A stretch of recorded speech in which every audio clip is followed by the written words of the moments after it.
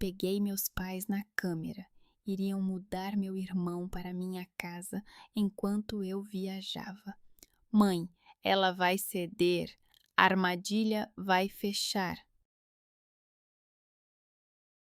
Eu criei o hábito de fazer a mala na última noite. Não porque gosto de adrenalina, mas simplesmente porque assim tenho menos tempo para duvidar.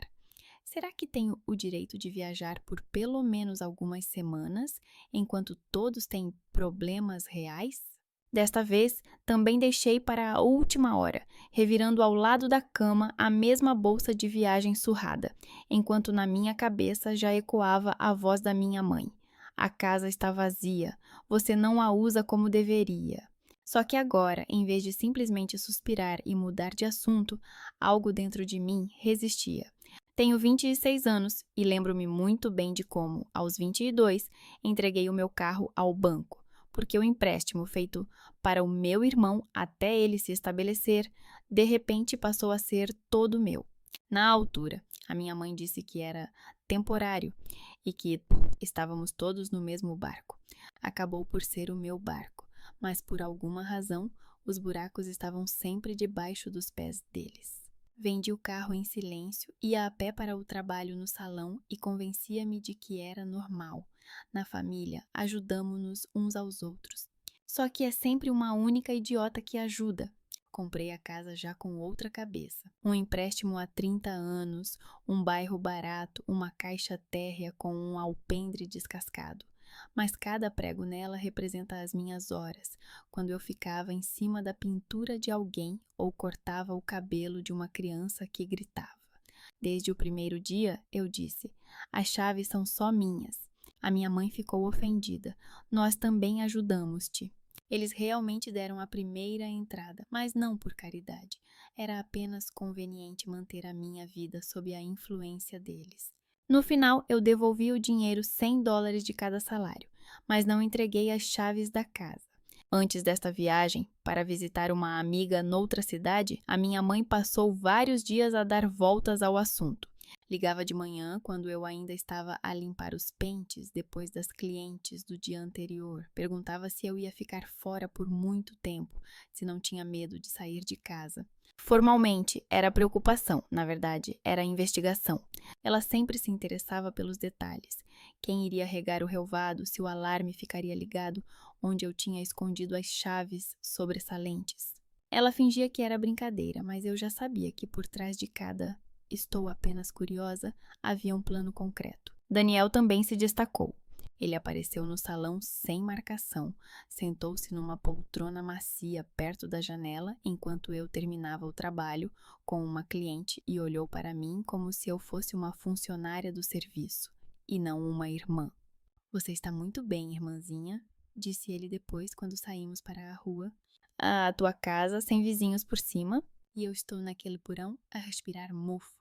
Eu sabia como era o porão deles. Não era o paraíso, mas também não era um calabouço. Ele poderia alugar um quarto, poderia ir trabalhar para outra cidade. Mas era mais fácil ficar a olhar para mim por causa dessas palavras, como se a minha vida tivesse de se deslocar para o encontrar. "A tua casa está meio vazia", disse ele, entre outras coisas. "Tu quase não estás lá, só dormes. E eu estou na casa dos nossos pais como um fantasma." Na altura respondi brincando que os fantasmas não precisam de empréstimos hipotecários, mas essa frase ficou gravada. Já tinha ouvido falar em casa meio vazia. A minha mãe dizia isso quando tentava convencer-me a mudar do meu apartamento alugado para essa casa deles, porque o Daniel precisa. No final, empacotei caixas à meio da noite para libertar o apartamento que eu mesma pagava. Temporariamente, é claro. Temporariamente, para nós, sempre significou até te cansares de discutir. Naquela noite, enquanto arrumava as minhas coisas na mala, a sensação de déjà vu tornou-se quase física. Coloquei algumas camisetas, fechei o armário e notei que a maçaneta rangia de forma diferente. Uma ninharia. Então, olhei para a poltrona da sala. Ela estava afastada da parede meio palmo mais do que o normal. Eu conhecia muito bem a minha casa, porque era eu mesma que reorganizava tudo ali. No banheiro, pendurado no gancho, estava uma toalha diferente daquela que eu tinha usado de manhã. uma toalha velha e azul que eu já tinha guardado na caixa de panos. Essas 3 pequenas coisas, separadamente, não significavam nada. Juntas, elas me incomodaram muito. Eu parei no meio do corredor, prestando atenção em mim mesma. Talvez eu estivesse exagerando. Talvez eu simplesmente tenha esquecido como coloquei a cadeira e alguém acidentalmente tenha puxado a toalha. Talvez essa pessoa fosse eu. Mas há muito tempo aprendi a confiar mais em mim mesma do que no "tu estás a inventar tudo" da minha mãe. E eu sabia que havia uma coisa na casa que não mentia, um pequeno ponto preto no teto, perto da entrada. Instalei as câmeras há 1 ano depois de uma vez ter voltado do trabalho e encontrado o meu pai na cozinha com 2 amigos dele. Eles estavam a beber cerveja e havia alguns papéis do trabalho dele em cima da mesa. "Estamos apenas à procura de um lugar tranquilo", disse ele na altura. Fiquei tranquila depois, quando contei as manchas no meu tapete. Não fiz cena. Quase nunca faço cena. Na semana seguinte, pesquisei quanto custam câmaras de vigilância baratas e chamei um técnico. Abri o aplicativo no telemóvel e percorri a lista de gravações. As câmeras não transmitiam ao vivo 24 horas por dia, mas registravam o movimento com regularidade. Ontem, a meio do dia, quando eu estava no salão, toquei no ecrã, transferi a gravação para um tablet maior e sentei-me no sofá, afastando a mala com o pé. Primeiro vi apenas a entrada vazia. Depois a porta abriu-se e a minha mãe entrou em cena. O mesmo casaco com que ela veio tomar café comigo há 1 semana. Ela tirou os sapatos, atravessou o corredor, inclinando-se um pouco para ver as prateleiras. Depois acenou para alguém com a mão e meu pai apareceu na porta com uma caixa de papelão nas mãos. Na caixa, as letras "Dan" estavam claramente escritas com um marcador. Senti a minha garganta secar. Na gravação, a minha mãe dizia algo, então aumentei o volume. "Aqui ele poderia colocar a cama dele", disse ela, entrando no meu quarto como se fosse um depósito de móveis.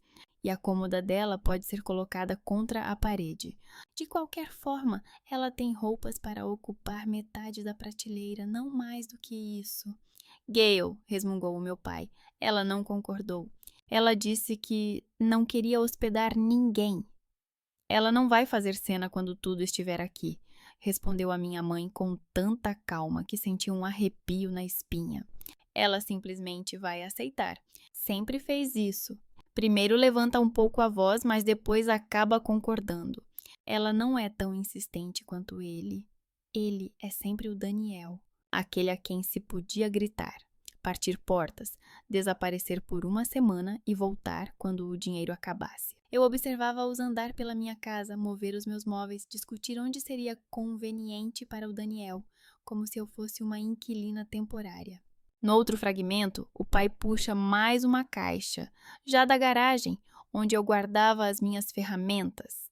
Ele coloca-a num canto da sala e a mãe diz imediatamente: "Não, isso fica muito à vista, deixe tudo na garagem até ela ir embora." Eles falam de mim como se eu fosse o tempo imprevisível. Talvez chova, talvez não. Nenhuma palavra sobre o facto de que esta é a minha casa, o meu empréstimo, o meu direito de dizer não. Eu rebobinei um pouco mais até o momento em que a minha mãe abre o armário da cozinha e revira as minhas chávenas. "Vou ter de tirar algumas coisas para que os miúdos tenham onde colocar as suas", disse ela. "Que miúdos?" perguntou o meu pai. "E se ele voltar para Ashley?", suspirou a minha mãe. "Tenho de pensar no futuro, Reed.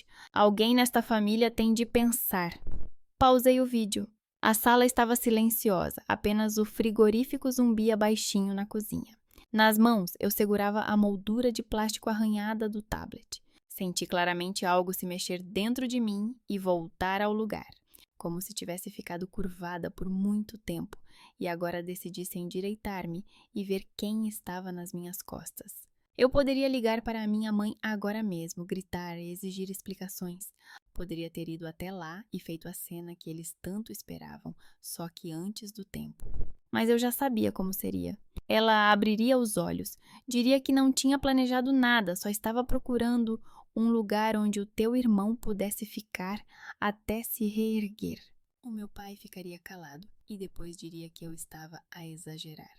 E 6 meses depois eu acordaria na minha própria casa, onde se ouviria o som da televisão de outra pessoa atrás da parede, e pensaria como isso tinha acontecido. Voltei a ligar o vídeo e ouvi até ao fim. A minha mãe disse uma frase que me fez perder completamente a vontade de conversar amigavelmente. Ela não vai viajar por muito tempo. Ela tem trabalho.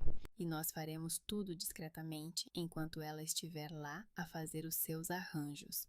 Quando tudo estiver aqui, ela terá vergonha de fazer um escândalo.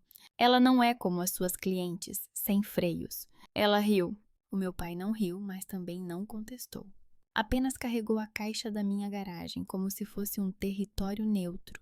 Desliguei o som, coloquei o tablet no colo e fiquei sentada por alguns minutos. Sentia um gosto amargo na boca, mas não queria gritar. Queria fazer algo completamente diferente. Não queria correr atrás deles mais uma vez com explicações de que também sou humana, mas sim colocá-los diante do facto, para que não pudessem fingir que nada tinha acontecido. Olhei para a mala ao lado da cama e percebi que não iria a lugar nenhum assim. Pelo menos não da maneira que eles esperavam.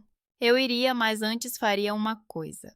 Não para me vingar, para impedir as mãos deles, que estavam tão acostumadas a mexer nos meus bolsos e nos meus armários. Coloquei o tablet na mesa, liguei a gravação novamente e, sem tirar os olhos da minha mãe no ecrã, peguei no telemóvel. Eu precisava fazer algumas chamadas antes de sair daquela casa pela primeira vez, não como vítima dos planos deles, mas como uma pessoa com planos próprios. Para ser sincera, relaxar nesta viagem era a última coisa em que eu pensava. A minha amiga Linda esforçou-se, levou-me a um motel barato perto da estrada, mostrou-me os seus lugares favoritos, contou-me fofocas sobre os colegas. Eu ria nos momentos certos, acenava com a cabeça, tomava goles do meu copo, mas toda a minha atenção girava em torno de uma imagem. A minha mãe no meu quarto medindo com os olhos a distância entre a cama e a janela, e a caixa com a inscrição "Done" nas mãos do meu pai. Não precisei de muita imaginação para prever o que aconteceria se nada mudasse. Na primeira noite quase não dormi. Linda roncava na cama ao lado. O ar-condicionado tentava abafar o barulho da estrada com sua voz trêmula, e eu olhava para o teto e enrolava na cabeça possíveis cenários. Opção 1. Eu volto, apanho-os em flagrante e faço um escândalo grandioso. A mãe grita, o pai fica calado, o Daniel faz cara de ofendido e, no final, todos vão para os seus cantos e, um mês depois, as caixas dela ficam na minha garagem para sempre. Segunda opção. Eu não vou a lugar nenhum, cancelo a viagem, fico em casa como um cão de guarda ao lado da sua casinha. Sim, a casa continuará sendo minha, mas eu confirmarei mais uma vez a teoria deles de que eu não tenho vida própria. Por volta da madrugada, quando o barulho da estrada se tornou um ruído de fundo constante, de repente me ocorreu uma ideia. A minha mãe aposta não apenas no meu medo do conflito, mas também na minha previsibilidade. Ela está convencida de que eu sempre escolho o mal menor, ou me conformar ou não viajar. Ela acha que conhece os meus limites melhor do que eu, e se eu fizer novamente o que ela espera, nada mudará. Eu precisava de outro mal, um em que eu não batesse na porta deles, mas a afastasse silenciosamente, sem que eles percebessem. Eles gostam de fatos consumados? Tudo bem, eu também sei criar fatos consumados. No salão, eu tinha uma cliente que sempre chegava por último, perto da hora de fechar. Jenny Lamb, registradora médica do pronto-socorro. Ela cheirava a antisséptico e doces baratos que as enfermeiras comiam, falava direto e sem rodeios. No mês passado, ela comentou que a sua senhoria tinha aumentado o aluguer e que não tinha como se mudar para longe. O turno começava às 7 da manhã e os autocarros circulavam quando lhes apetecia. Na altura, limitei-me a concordar. Agora, essa frase surgiu na minha cabeça como um pedaço de madeira em águas turvas. Peguei o telefone na mesinha de cabeceira, levantei-me na ponta dos pés para não acordar a Linda e saí para o corredor do motel. A lâmpada acima da porta piscava fracamente. Alguém se movia no quarto ao lado. Encontrei o número da Jenny e fiquei com o dedo pairando sobre o botão de chamada por alguns segundos. Tive uma sensação estranha, como se estivesse a cruzar uma linha, não aquela sobre a qual escrevem nos livros de motivação, mas a minha própria linha interior. O telefone tocou por muito tempo. Então, uma voz rouca atendeu. Lembre aqui, se é um paciente, ligou para o número errado. É Rebecca Lawrence, disse eu. Ah, aquela que pinta o seu cabelo uma vez por mês no Kelly's Beauty. Ah, só. Um sorriso cansado apareceu na sua voz. As coisas estão tão más que decidiu ligar-me. Ainda não estou tão grisalha. Tenho uma proposta de alojamento. Respirei fundo. Barato, perto do teu trabalho, aonde guardar as tuas coisas. Mas há condições. Após alguns segundos de silêncio, ouvia-a mover-se, provavelmente a sentar-se. Estou a ouvir com atenção, ela respondeu com seriedade. Eu expliquei brevemente o essencial, sem melodrama familiar desnecessário. Que eu tenho uma casa onde moro sozinha, que preciso alugar um quarto por alguns meses, enquanto resolvo as minhas confusões financeiras. Que o preço seria inferior ao do mercado porque não sou agente imobiliária nem gananciosa. E que, além de dinheiro, eu precisava de uma coisa. Alguém que compreendesse o conceito de o meu território é o meu território e que não deixasse ninguém entrar na casa sem a minha permissão, nem que fosse o presidente. Parece um sonho e uma fraude ao mesmo tempo, murmurou Jenny. Onde está o truque? O truque é que tenho família, disse honestamente. Eles gostam de considerar a minha casa um dormitório familiar. E quero acabar com essa farsa de uma vez por todas. Ela ficou em silêncio por mais um tempo e depois exalou. Eu vi parentes de pacientes vasculhando os armários do hospital como se fossem deles. Não se preocupe, eu tenho alergia a pessoas assim. Quando posso vir ver? Eu volto amanhã à noite, eu disse. Venha depois do seu turno. Se tudo correr bem, assinamos um contrato de aluguer temporário. Temporário por quanto tempo? Por alguns meses. Depois veremos como as coisas se desenrolam, respondi. Preciso de tempo para reorganizar algumas peças no tabuleiro. Agora pareces uma pessoa que se prepara para uma guerra familiar, resmungou a Jenny. Gosto disso. Está bem, Rebecca. Estou dentro. Depois de desligar o telefone pela primeira vez naquela noite, senti o ar entrar nos meus pulmões de forma regular, sem aquele nó na garganta. Não era um simples contrato de arrendamento. Era a minha jogada, uma espécie de escudo contra aqueles que estavam convencidos de que eu sempre recuava. Passamos o dia seguinte com Linda a fazer algumas atividades típicas. Ela levou-me às lojas, mostrou-me jardins com decorações estranhas e tentou gravar um vídeo engraçado comigo. Eu ouvia, ria quando era necessário, mas ao mesmo tempo fazia uma lista mental. Casa, chaves, alarme, documentos de propriedade, as gravações das câmaras que eu já tinha visto várias vezes. Eu não queria apenas irritar a minha mãe.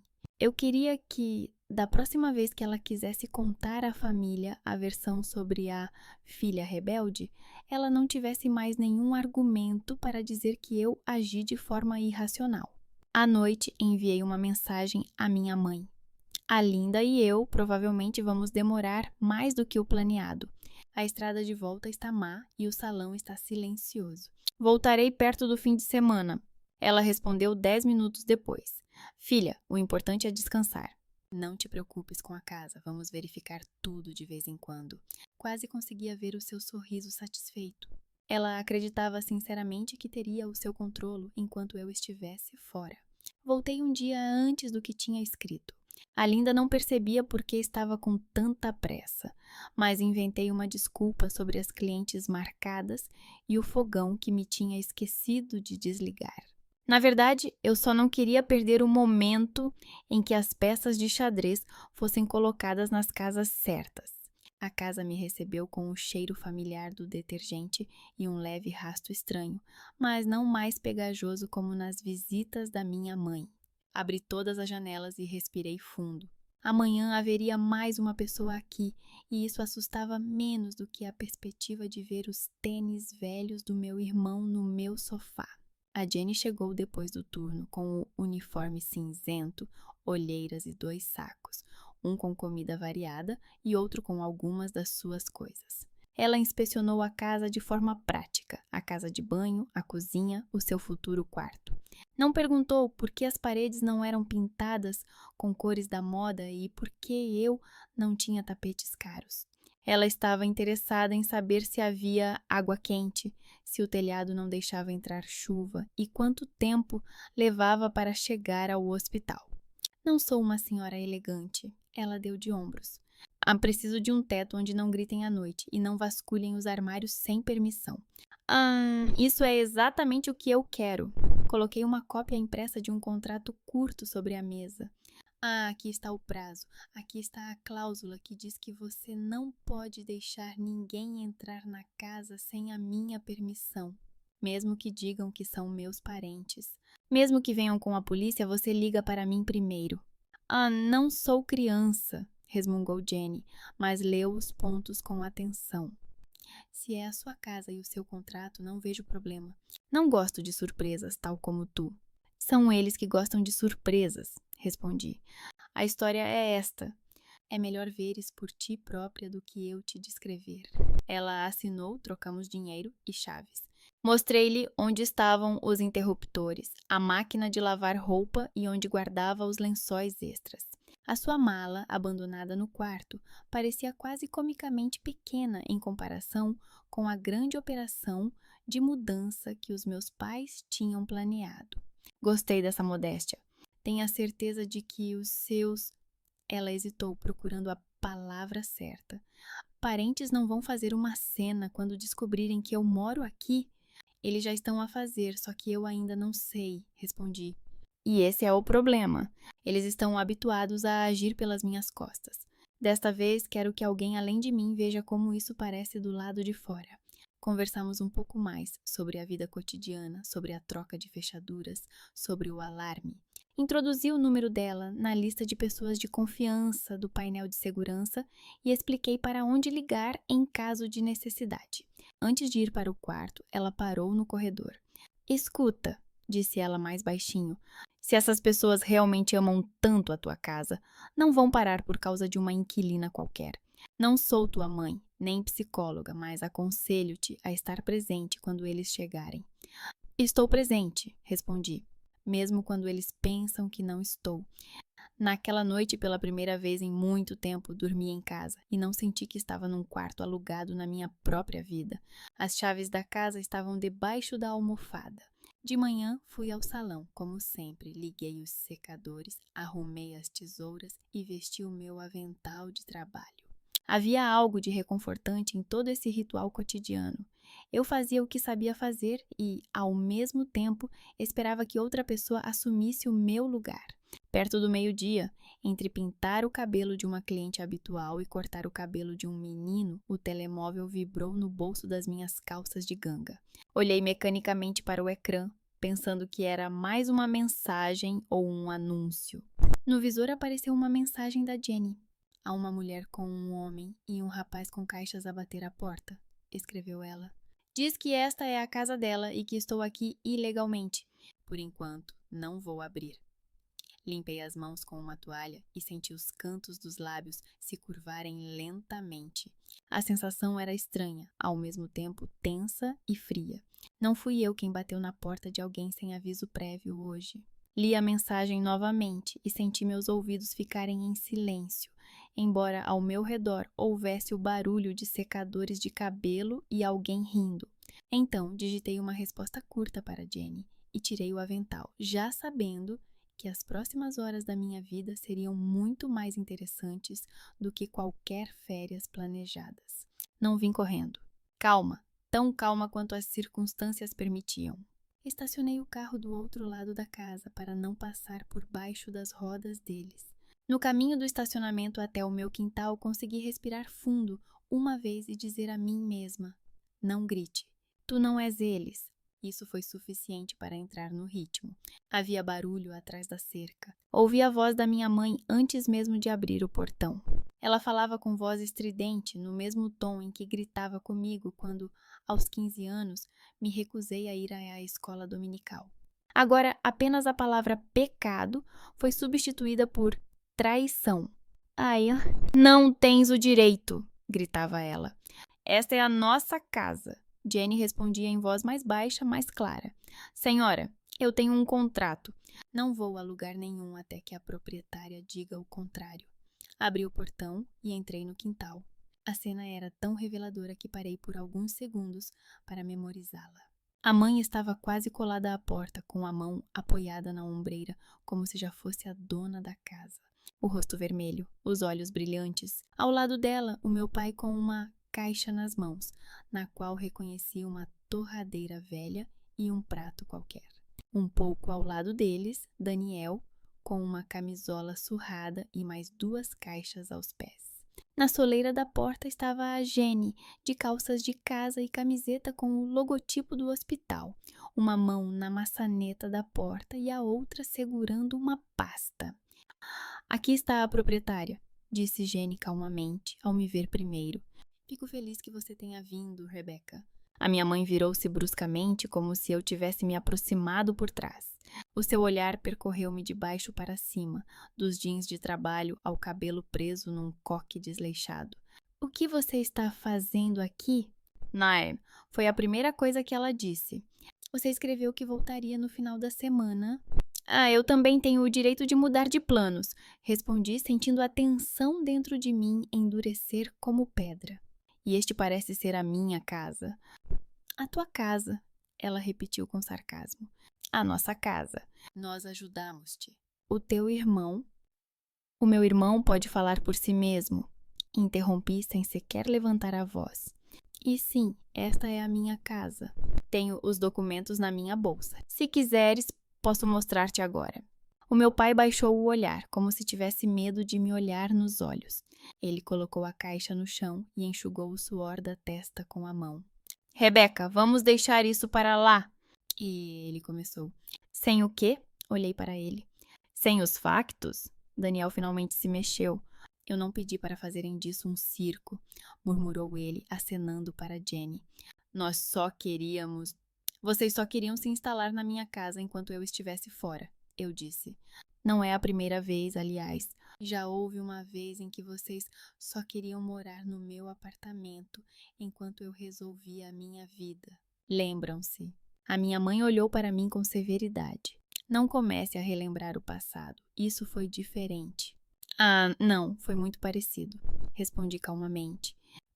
Só que naquela época eu não tinha documentos de propriedade, nem câmaras que gravassem vocês a entrar na minha casa sem permissão.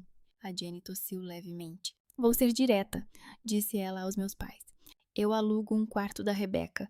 Temos um contrato, as chaves e condições totalmente acordadas. Tudo o que vocês estão a fazer agora parece uma tentativa de entrar na casa de outra pessoa sem permissão. A minha mãe lançou-lhe um olhar fulminante. Quem é você para me dizer isso? Esta é a minha filha, esta é a nossa casa. Eu sou quem paga o aluguel, respondeu Jenny secamente.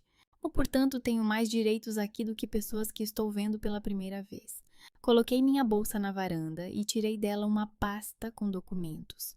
As minhas mãos não tremiam, o que me surpreendeu agradavelmente. Abri a pasta e mostrei à minha mãe a primeira carta, o registro do direito de propriedade.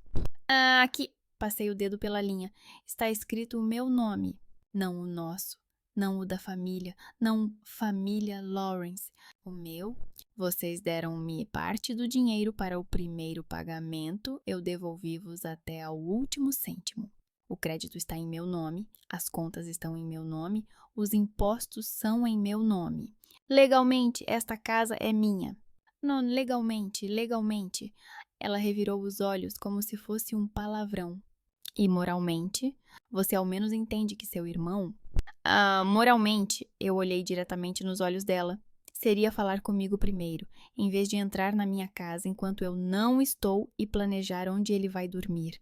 O meu pai limpou a garganta baixinho, quase inaudivelmente. Gale, ela tem razão, nós poderíamos... Cala-te, disse a minha mãe bruscamente.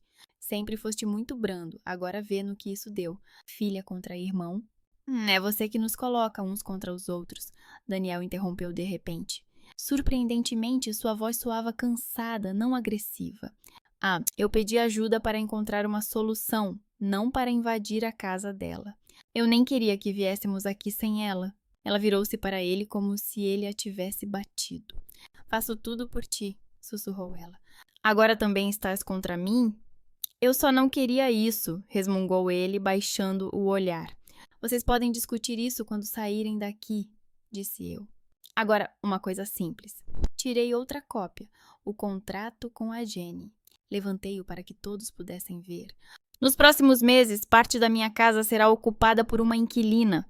Ela tem o direito de morar aqui, tem as chaves e tem o meu consentimento. Vocês não têm isso. Não podem simplesmente decidir que esta casa é uma opção alternativa para um filho que não quer morar no porão. Eu não quero, disse Daniel baixinho. É que aqui é mais confortável, interrompi. Aqui é limpo, espaçoso, não tem mofo, eu sei. Mas sabe o que mais tem? Uma pessoa que paga por tudo isso. A minha mãe aproximou-se, quase colando o rosto no meu. Senti o cheiro do perfume dela, familiar desde a infância. Algo floral, muito doce, que sempre me fez querer afastar-me um pouco. Estás mesmo a pensar esconder-te atrás da tia de outra pessoa, disse ela, acenando com a cabeça para a de Jenny. Em vez de deixar o teu irmão ficar aqui enquanto ele vai trabalhar, deixas-a entrar em casa e expulsas o teu próprio irmão. Você tem noção de como isso parece? Tenho noção perfeita, respondi. É por isso que convidei uma pessoa que não cresceu na nossa família para ser testemunha. Para que depois não haja o seu conto de fadas favorito sobre Rebecca inventou tudo, nós só queríamos ajudar. Olhei para a Jenny. Ela apenas levantou um pouco as sobrancelhas, mas não disse nada, dando a entender que não ia fugir dessa cena. Não foi por acaso que instalei câmaras em casa, continuei. E na gravação, vê-se claramente como andas pelas divisões e planeias o que vais mudar de lugar. Ouve-se você a dizer ao pai, quando tudo estiver aqui, ela não vai fazer cena. Ela simplesmente vai aceitar. Se quiserem, posso enviar-vos o vídeo separadamente. Talvez assim você possa ver a si mesma de fora, pelo menos pela primeira vez na vida. A minha mãe se estremeceu como se eu a tivesse batido. Você me filmou? Ela exalou. A minha filha não tem respeito nenhum. Eu filmei a minha casa, corrigi. Você simplesmente decidiu que também tinha as chaves dela. Isso não é normal, disse ela com outra voz mais fria. Gravar os seus pais. Assinar contratos com estranhos pelas nossas costas. Tu transformaste-te numa estranha para nós. E eu já fui parte da família? Perguntei. Quando recusei o carro? Quando me mudei do meu apartamento? Quando trabalhava 6 dias por semana para que vocês pudessem, mais uma vez, apoiar o Daniel? Não distorças as coisas, ela sussurrou. Nós somos uma família. Às vezes a família faz coisas desagradáveis por si própria. Exatamente, concordei. E hoje também estou a fazer uma coisa desagradável por mim própria. Estou a aplicar a mesma regra que vocês tanto gostam, só que finalmente a meu favor. O pai sentou-se silenciosamente no banco junto à parede, como se de repente lhe fosse difícil ficar de pé. Ele olhava para nós como se olhasse para um incêndio, compreendendo que já era tarde demais para procurar um balde de água. Gale, chega, disse ele finalmente. Ela tem razão. Nós não... sempre foste um fraco, respondeu a mãe, voltando-se para ele. Nunca defendeste a tua família como devia. Se não fosse por mim, eles já estariam na rua há muito tempo. Em que rua, mãe? Interrompeu Daniel. Ela tem a sua própria casa. A propósito, eu também tenho outras opções além de morar no quarto dela. Agora todos têm opções.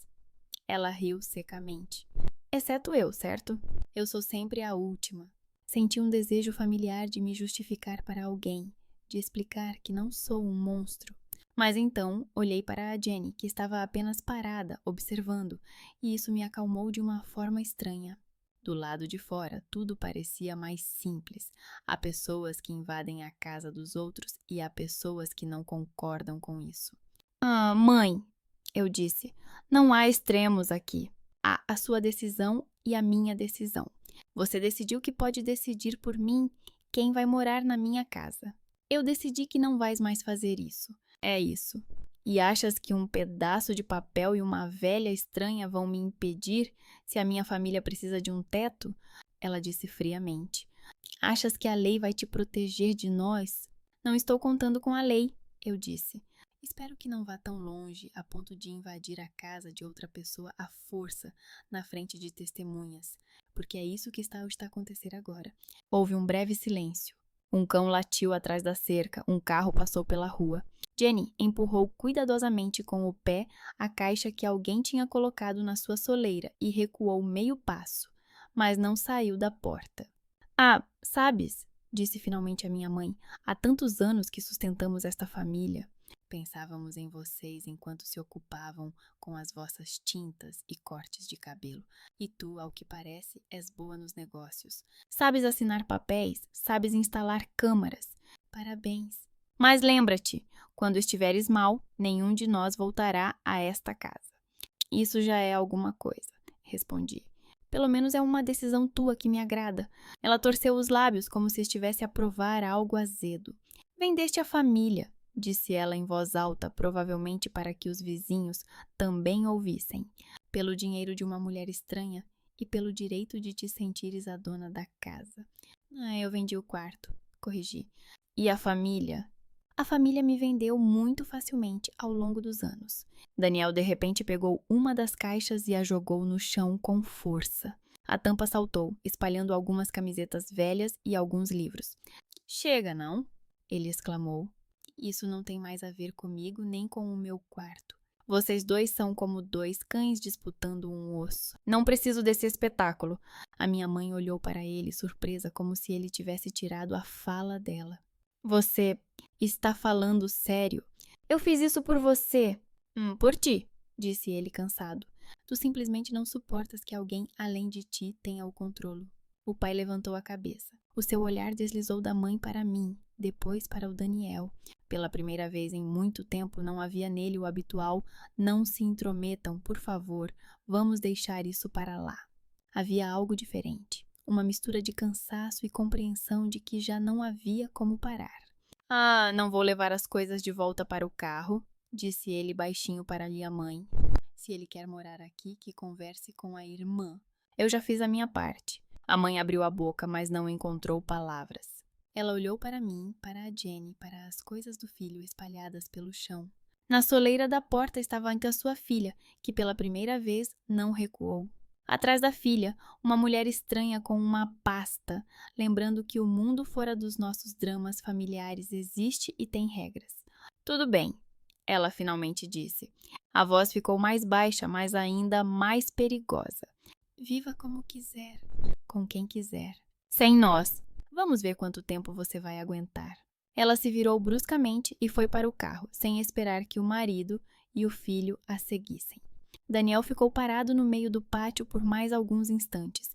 Depois pegou a sua caixa, limpou a poeira e lançou-me um olhar rápido. Havia de tudo naquele olhar: ofensa, vergonha, confusão. Vou pegar o resto depois, resmungou ele e seguiu a mãe. O pai ficou parado por mais alguns segundos.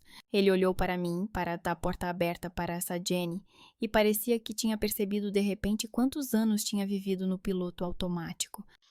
Podes deixar a caixa aqui, disse eu, apontando para a que ele tinha pousado no chão.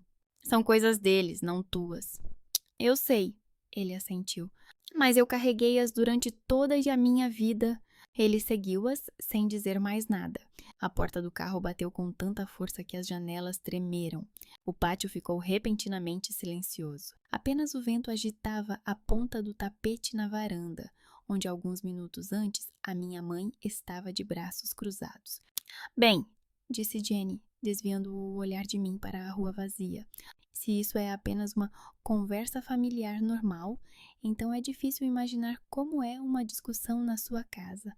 Eu ri, sentindo a onda de adrenalina lentamente desaparecer.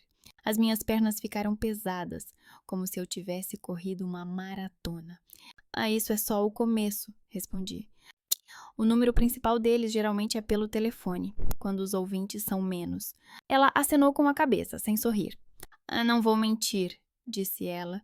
Foi difícil, mas você fez a coisa certa. Certo não significa fácil, suspirei, e não significa que eles vão parar por aí. Olhei para as coisas espalhadas de Daniel, para a caixa com o nome dele, para a porta que desta vez se fechou do lado que eu queria. Pela primeira vez em muito tempo, senti que a casa respirava comigo e não contra mim. Os primeiros dias após aquela cena na minha varanda foram como a calma após a tempestade, quando ainda se ouve o estrondo ao longe e não se sabe se é um eco ou se uma nova nuvem se aproxima. Ninguém veio, ninguém bateu à porta. As câmaras mostravam apenas o carteiro, o cão do vizinho e a Jenny, que voltava do trabalho a diferentes horas do dia. Mas o silêncio na nossa família nunca era apenas silêncio. Era uma pausa antes do próximo acontecimento. A primeira mensagem veio da tia Claire, irmã mais velha da minha mãe. Ela sempre foi a porta-voz não oficial da família, aquela que formula a versão correta dos acontecimentos para o público em geral. Rebeca, escreveu ela, não quero me intrometer nos assuntos alheios, mas dói-me ver como você trata a sua mãe. Disseram-me que você deixou uma tia estranha entrar na sua casa e deixou seu próprio irmão sem abrigo. A sua mãe já não é jovem, ela tem problemas cardíacos. Pense em quem estará ao seu lado quando você ficar doente. No final havia um emoji com os olhos baixos para suavizar o golpe. Eu reli várias vezes, sorri sem alegria e coloquei o telemóvel com a tela para baixo. Depois vieram os primos. Alguns criticavam as publicações chorosas da minha mãe nas redes sociais. Outros enviam-me mensagens curtas com "Estás a falar a sério?", sem explicações.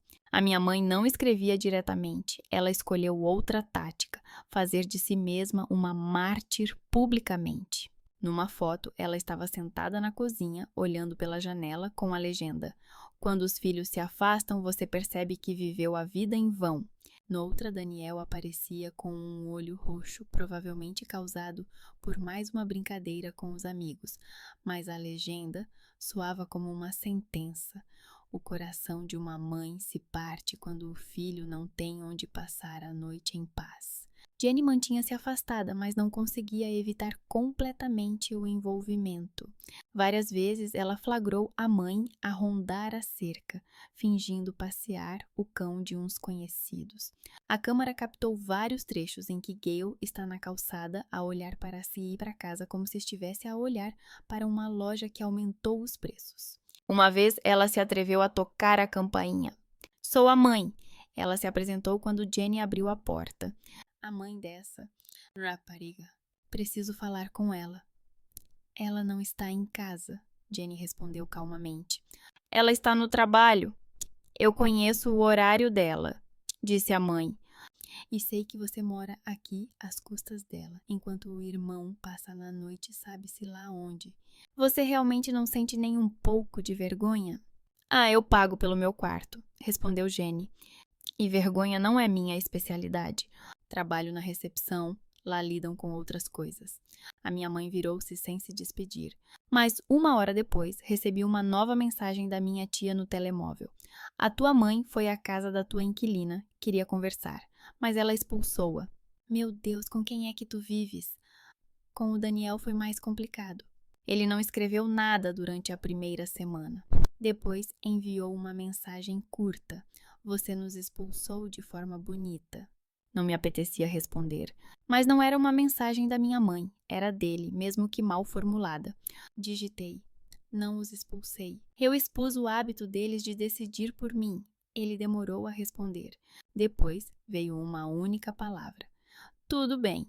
Da próxima vez nos encontramos por acaso." Se é que se pode chamar de acaso o facto de ele estar sentado no bar perto do salão depois do meu turno. O bar era simples, sem atmosfera. cadeiras de plástico, televisão com futebol, barman que conhece todos pelos nomes. Entrei na Linda para lhe entregar o resto da tinta. Senti o familiar zumbido de cansaço na cabeça e já queria voltar para casa, mas viu atrás do balcão. Oh! Ele fingiu estar surpreendido, embora parecesse ter escolhido aquele lugar de propósito. Grande proprietária de terras. Grande desempregado, respondi. Como está o porão? Ele resmungou. Sabes que a minha mãe agora diz a toda a gente que eu queria roubar a tua casa nas tuas costas? E não é verdade?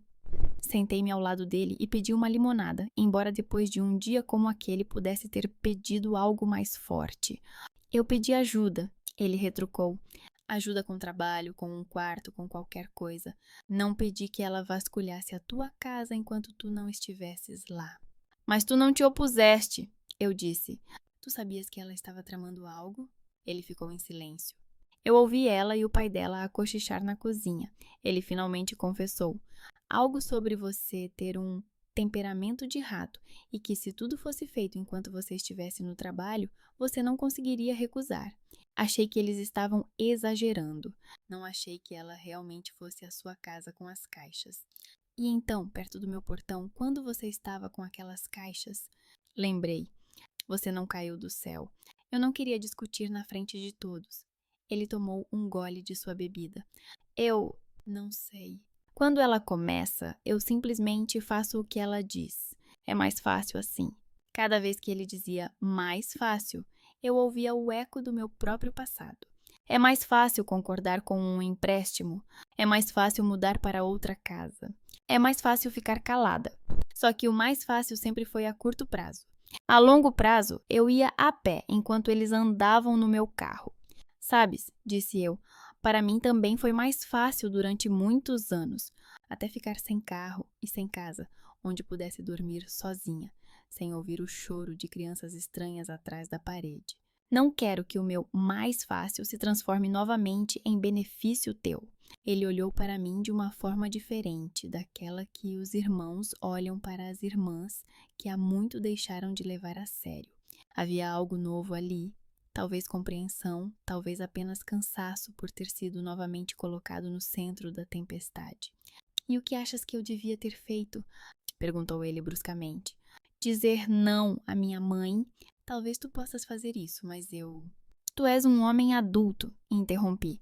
Não menos do que eu, e se não começares agora a dizer não a ela, vais ficar com as caixas na porta dos outros até a reforma.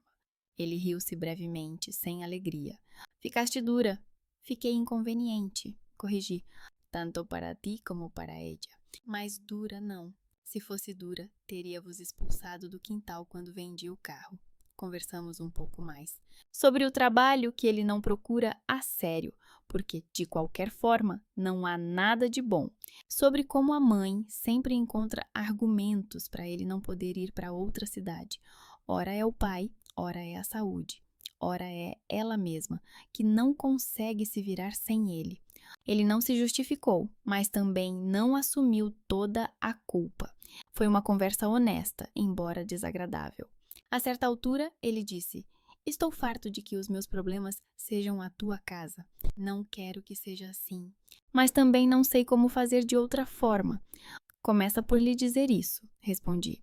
Não a mim, a ela. Eu não sabia se ele iria ouvir, mas sabia que não seria mais a ponte entre ele e a minha mãe, pela qual ela trazia os problemas alheios para a minha casa. Alguns dias depois, o meu pai ligou. Isso já era um milagre. Ele raramente ligava primeiro, geralmente apenas passava o telefone para mim e minha mãe. Desta vez, a sua voz parecia mais velha do que realmente era. Estou na tua casa, disse ele sem preâmbulos. Estás em casa? Sim, respondi, olhando para a cozinha, onde a Jenny estava a colocar a sua comida em recipientes. Entra. Ele entrou sozinho, sem a minha mãe, sem o Daniel.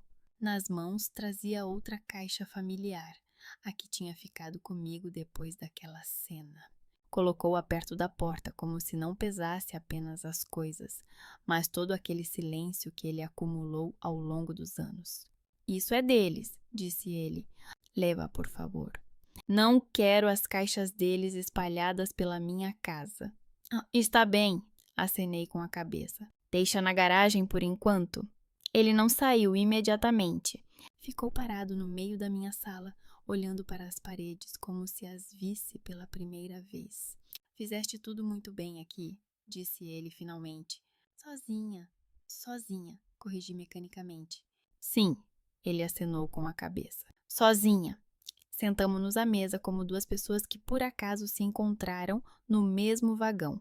Ele ficou em silêncio por um longo tempo, depois exalou. Tenho vergonha, disse ele.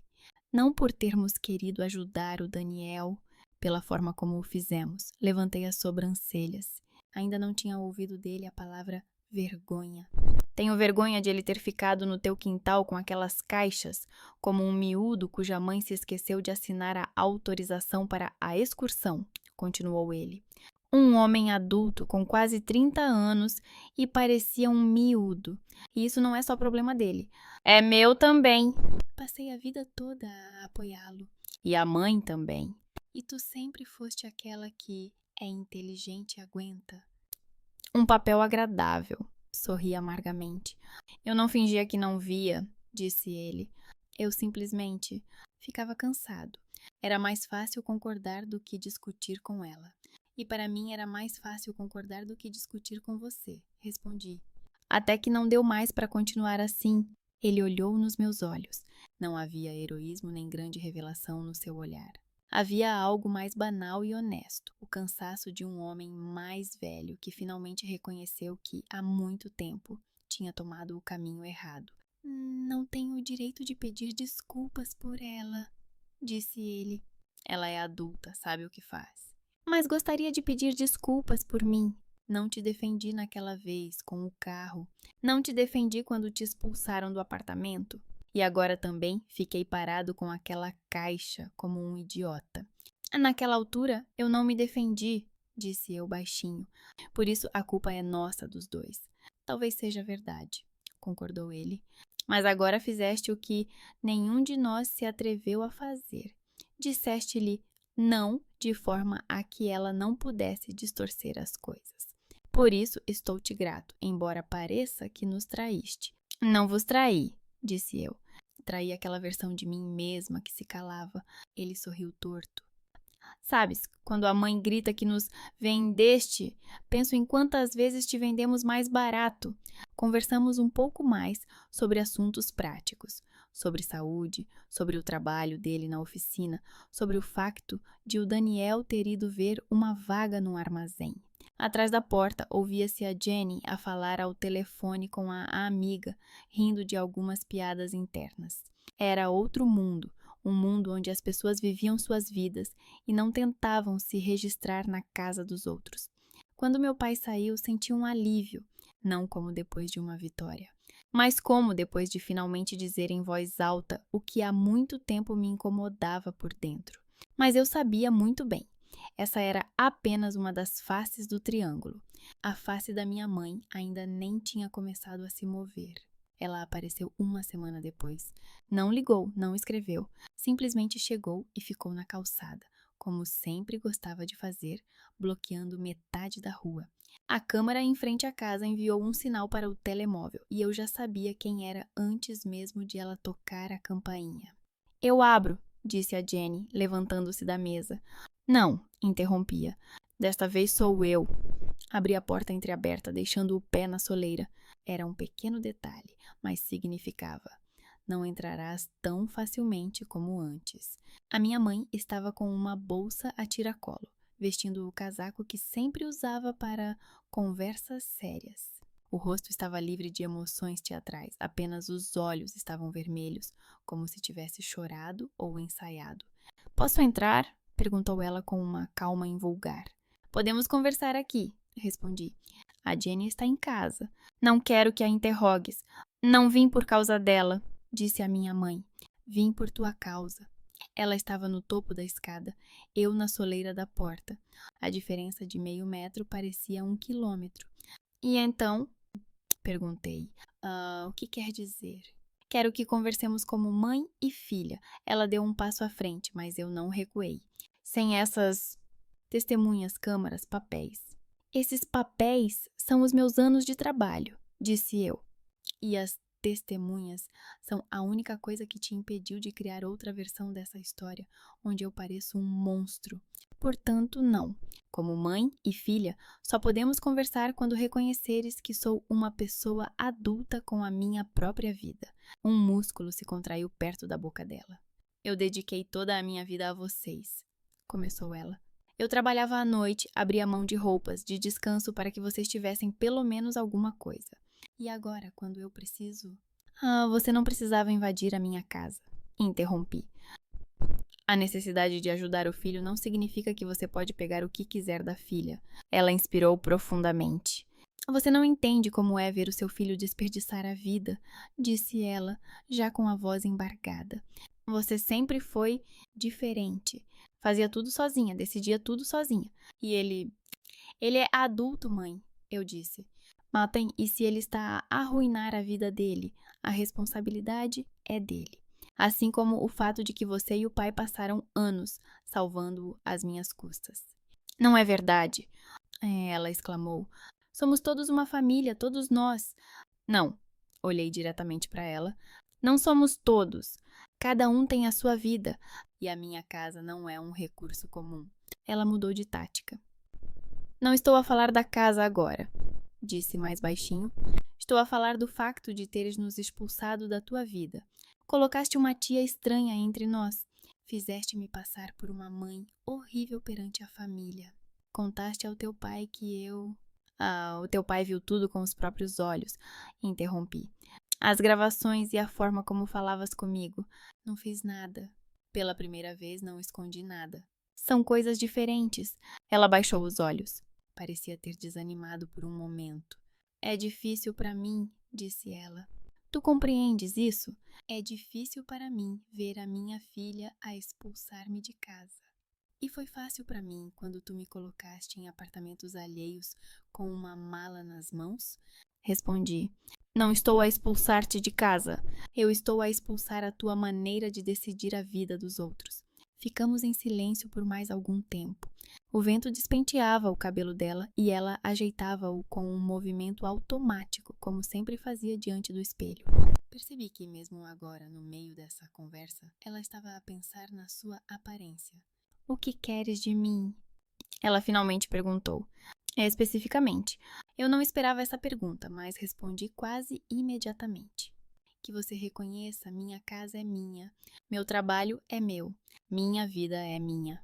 E que, a partir de agora, você não vai mais planejar pelas minhas costas quem mora onde ficam as coisas de quem e o que é melhor para todos.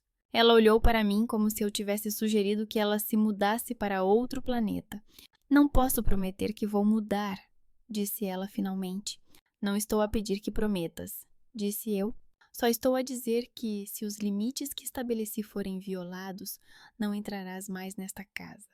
Sem câmaras, sem dramas, simplesmente não entrarás.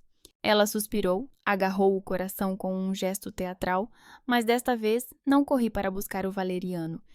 Vai ser difícil para ti sem a família, disse ela, olhando para algum lugar além de mim. Ninguém ama como uma mãe. Não estou a abandonar a minha família, respondi. Estou a abandonar a ideia de ter a minha família no meu quarto com caixas. Se conseguires fazer parte da minha vida sem isso, não tenho nada contra.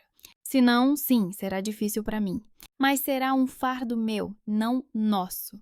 Ela ficou ali parada por algum tempo, como se esperasse que eu amolecesse, que dissesse algo como: eu também te amo, mãe.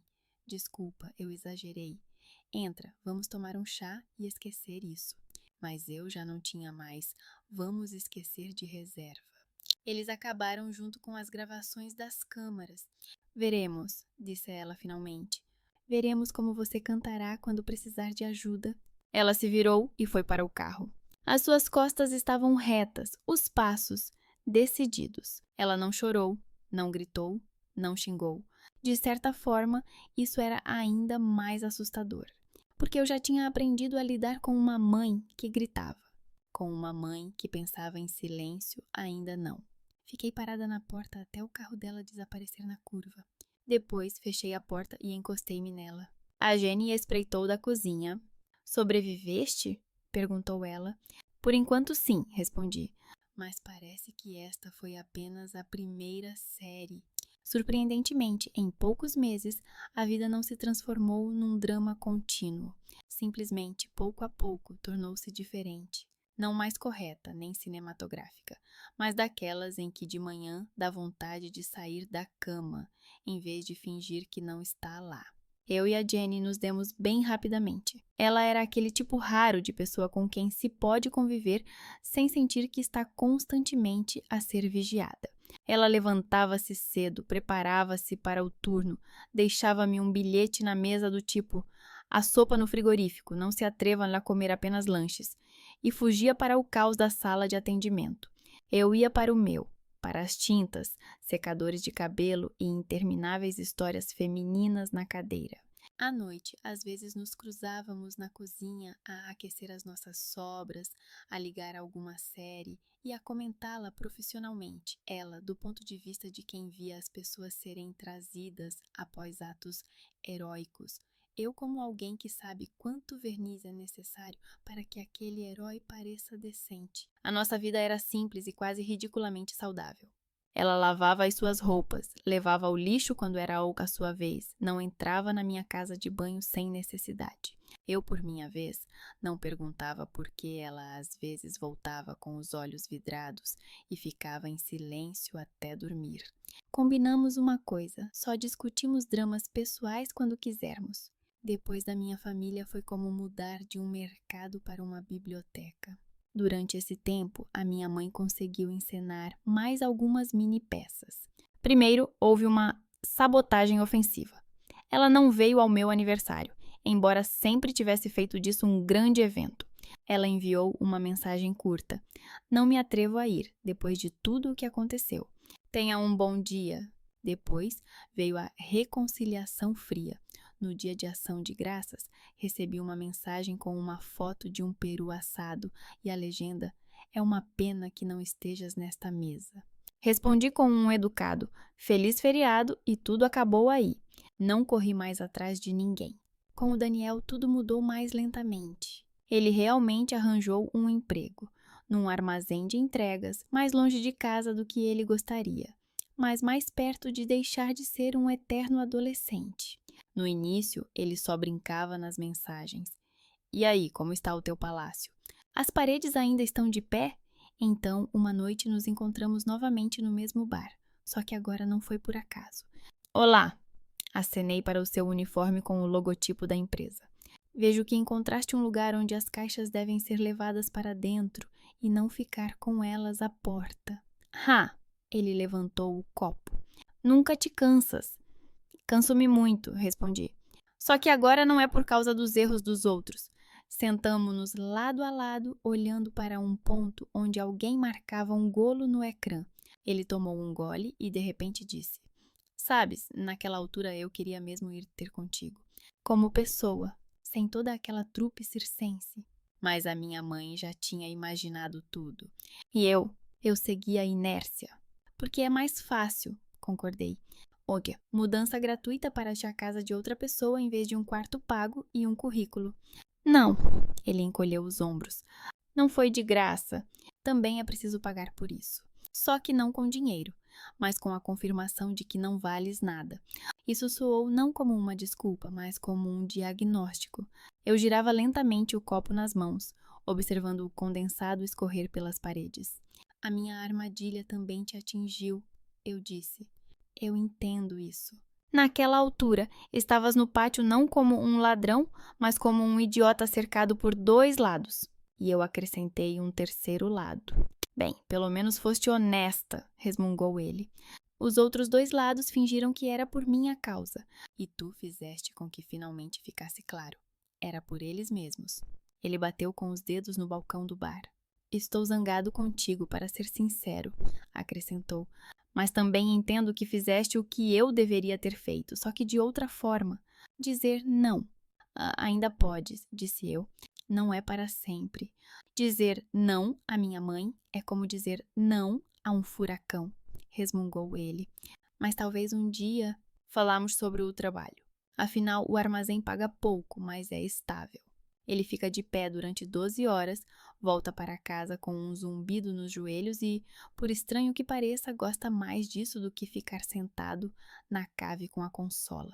Ele disse pela primeira vez a frase: "Estou cansado, mas é o meu cansaço." E eu compreendi-o melhor do que nunca. "Não quero mais que os meus problemas acabem na tua varanda", disse ele ao se despedir. "Chega dessa cena." "Combinado", acenei com a cabeça. "Cada um tem a sua varanda." Com a minha mãe, passamos para o nível de troca de informações. "O teu pai recebeu novos medicamentos. Os parentes vão se reunir no Natal. O Daniel finalmente fez os exames." Eu também respondia secamente: "Tudo bem. Manda um abraço. Que eles se cuidem." Às vezes ela tentava dizer algo como: "Deve estar tudo calmo na tua casa agora." Mas eu não entrava na conversa. Não houve grandes discussões nem grandes reconciliações. Era algo intermediário, uma paz fria, em que cada um fingia ter aceitado as novas regras, mas mantinha as suas. O meu pai aparecia de vez em quando para ajudar em pequenas coisas, consertar uma torneira, dar uma olhada em algo na garagem. Ele não entrava mais sem ligar. Sempre perguntava se não incomodava. Certa vez, quando estávamos em frente ao capô aberto do meu carro, ele disse: "Vejo que você se tornou firme." "Ah, eu me tornei eu mesma", respondi. "Não aquela versão conveniente que vocês inventaram." Ele sorriu tristemente. "Oh, se eu soubesse fazer isso, talvez a nossa vida com a tua mãe tivesse sido diferente."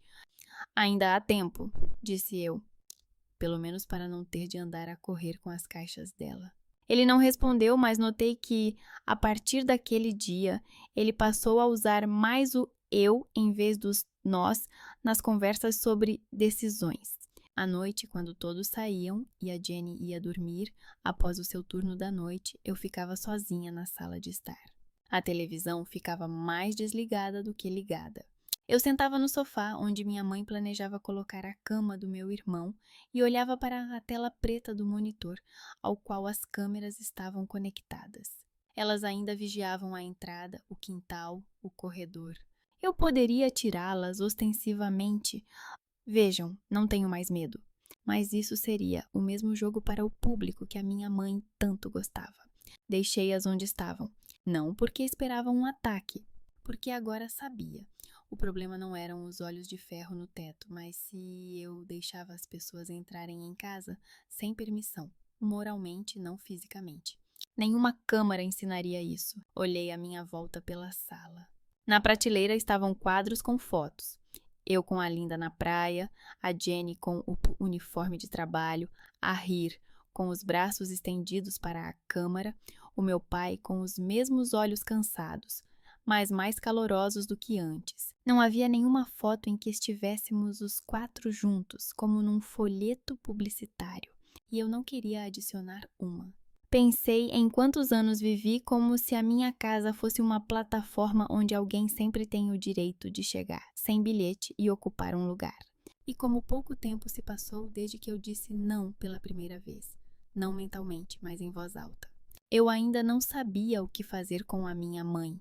Perdoar, manter distância, esperar até que ela mesma pedisse perdão ou simplesmente aceitar que ela continuaria vivendo na sua própria história, onde eu era uma traidora. Eu sabia outra coisa.